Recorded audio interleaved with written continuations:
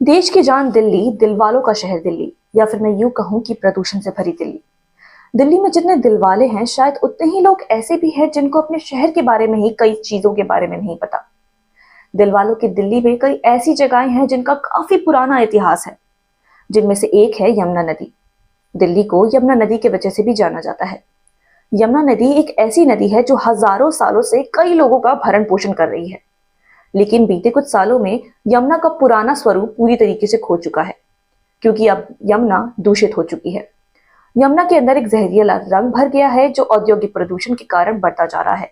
लेकिन इसके कारण क्या है? इसके कारण हवा में घुलने वाले प्रदूषण है, हम लोगों की अशिक्षा है, या फिर बस सरकार? हर बार कोई नई सरकार आती है और ये वादा करती है कि वह यमुना को फिर से स्वच्छ बनाएगी, लेकिन ऐसा होता नहीं है। हमारी यमुना तो कई सरकारें बना ही चुकी है, लेकिन अब तक कोई सरकार यमुना को नहीं बना पाई। ऐसे में हमने ग्राउंड रिपोर्टिंग पे उतर के वहां मौजूद लोगों से बात करने की कोशिश की और ये जानने का प्रयास किया कि यमुना की ये हालत ऐसी क्यों होती जा रही है।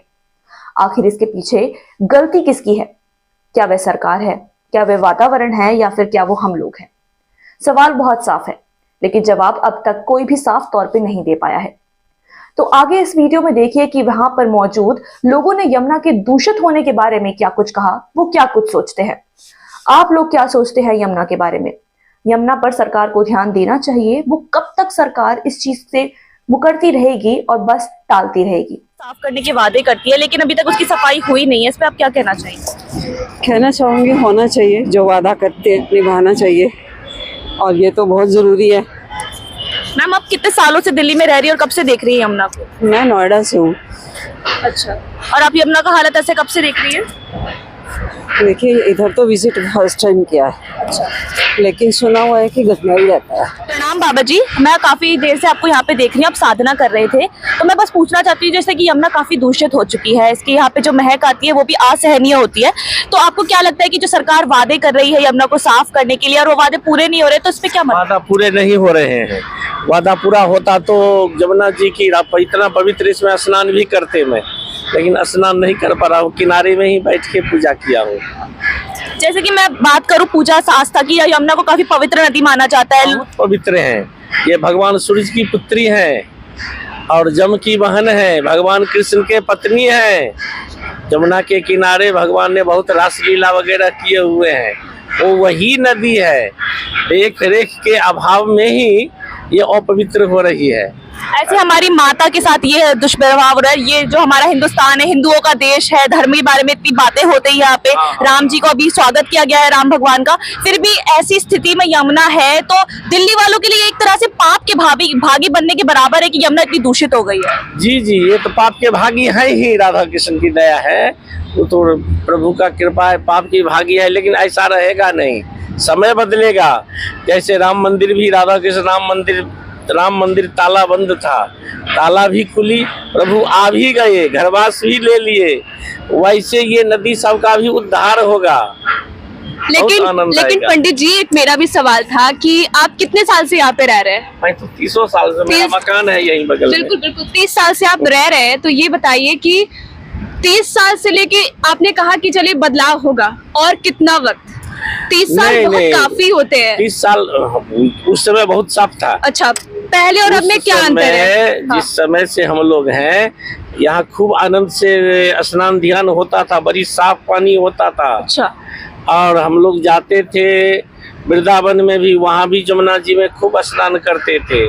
यहाँ से तो प्रोग्राम भी बना था कि यहाँ से स्टीमर चलेगा वहाँ के लिए, वृंदावन के लिए। तो फिर आप जो इतनी गंदगी देख रहे हैं, राधा कृष्ण के वजह से वही रह गया। हाँ। तो एक चरण वाले कितनों राधा कृष्ण करेगा, तो अधर्मी राधा कृष्ण कर ही देता है, नरक बना ही देता है।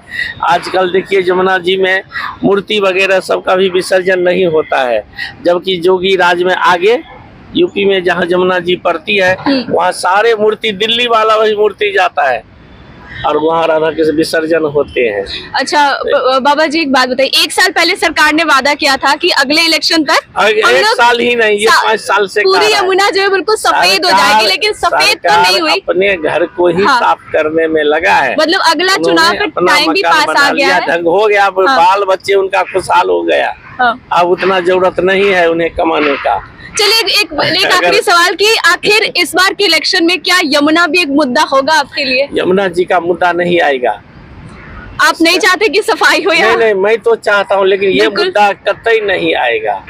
क्यों ये नहीं? मुद्दा आएगा इसलिए कि राधा कृष्ण इनके तरफ ध्यान नहीं देता है। इनके तरफ ध्यान वही देंगे जो मोदी जी ही देंगे, और कोई सरकार जो यहाँ आता है ना, उनके बस से बाहर है।